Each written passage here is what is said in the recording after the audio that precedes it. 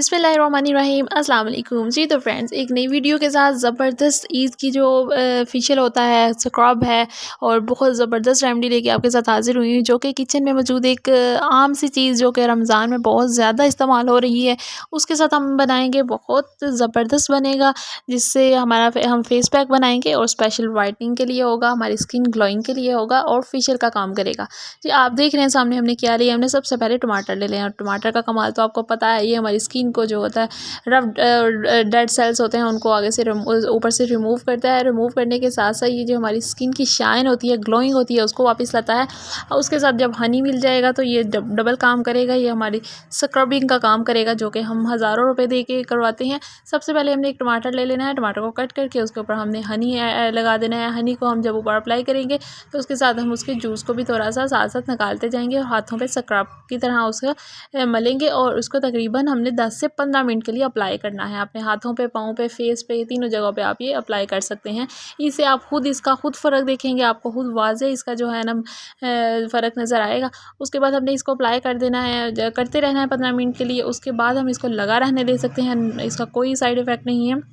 उसके साथ ही हमने इसका फेस पैक बनाना है, वो भी आप देख रहे हैं हम कैसे बनाएंगे। सबसे पहले हमने बेसन लेना है, जो कि रमज़ान में हमारे घरों में आम तौर पे बहुत ज़्यादा मौजूद होता है, पकोड़े बनते हैं उससे।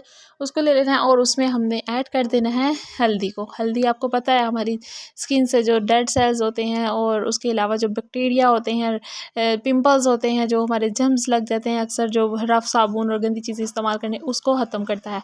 और उसके साथ जब हम इसमें ऐड कर देंगे दही को, और दही तो जो होता है वो ब्लीचिंग का काम करता है। आप जब ये बेसन और बेसन में हल्दी और हल्दी के साथ जब आप इसको ऐड करते हैं दही को, तो आप खुद देखेंगे उसके जिस तरह के बबल्स बनते हैं, सेम वैसे ही होते हैं जैसे कि हम ब्लीच करते हैं। और ब्लीच में जब उसको हम ब्लीचिंग पाउडर ऐड करते हैं तो बनते हैं। ये बहुत ज़बरदस्त रेमेडी बनेगी, जैसे ब्लीच का और फेस पैक हमारा बन जाएगा और ये बहुत ज़बरदस्त हमारे फेस पे काम करेगा। इससे पहले हमने वो जो ग्लोइंग वाला उसका टमाटर का और हनी को ऐड करके लगाना है, उसके ऊपर भी हम इसको अप्लाई कर सकते हैं। सबसे मेन बात, कोई भी हम रेमेडी इस्तेमाल करते हैं उससे पहले हमने अपने फेस को अच्छे से वॉश करना होता है। किसी भी फेस वॉश से हम वॉश कर सकते हैं, जिससे हमारा जो रिजल्ट्स हैं वो अच्छे आते हैं।